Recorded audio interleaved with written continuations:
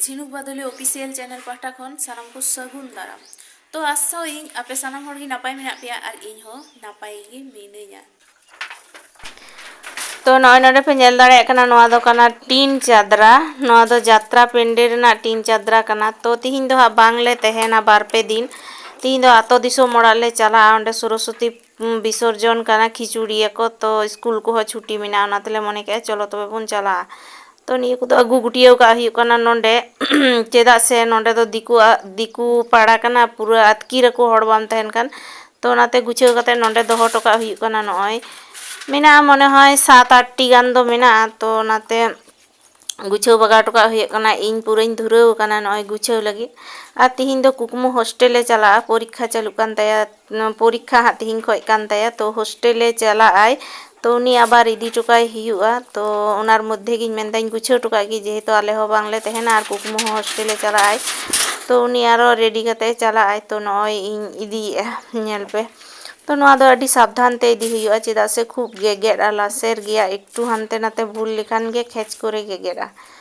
तो ओना ते अडी सावधान ते इदी टोका हुयुग कना। तो बेस हामाल मेना लम्बा हो भागी गे मेना। तो नॉय पे नेल दाड़े कना आर कुकमु हॉस्टेल ले इदी टोकाया आर उनी इदी टोकाते ओना हॉस्टेल गे मिटे बिटी गिद्राय तहेन तालेया आलेरन गे। तो कुकमु इदी टोकाय हुयुगा आर कुकमु आइबा उनी बिटी गिद्रा आरो एगु तोरायया उनी आरो आले संगे आतो दिसोम ओड़ाग ले इदीया। तो ओंडे बार दिन गान तहे हुयुगा। तो नॉय पे नेल दाड़े कना टीन अगु तेन चाबा किदा ओंडे खन अगु चाबा हुइना।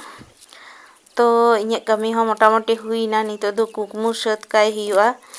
तो नॉय नोंडे कुकमुआ इये को लगेज को पेरेज मेना ताया ओना दो ब्लैंकेट काना जहां नील बैग रे मेना ओना दो ब्लैंकेट काना। तो उनिया गाजगोज हुई काना माने गाड़ी रे तोल रेडी हुई काना। तो नुकिन चला काना किन तो हॉस्टेल दी रे खुशी खुशी खूब खुशी हिनाया तायम सेन खन टाटाय दाय टाटा दु चला बेन। तो टाटाय दा किन नॉय नोते किन बागावना। तो नॉय बैग पत्र आते रेडी एकदम। तो मिद से ले चला कना मिद से माने ची चला कना ले आतो दिसोम ओड़ा जहाँ ठे ओड़ा खान ताले आसल ओड़ा नोंडे बाजार खन ले चला कना। तो तिहिन दो सरस्वती पूजा पारम कना तो विसर्जन कना तिहिन दो। तो ओना होते तेले मेंदा ओना नांगसाते छुट्टी गया स्कूल को चो तबे बन चला।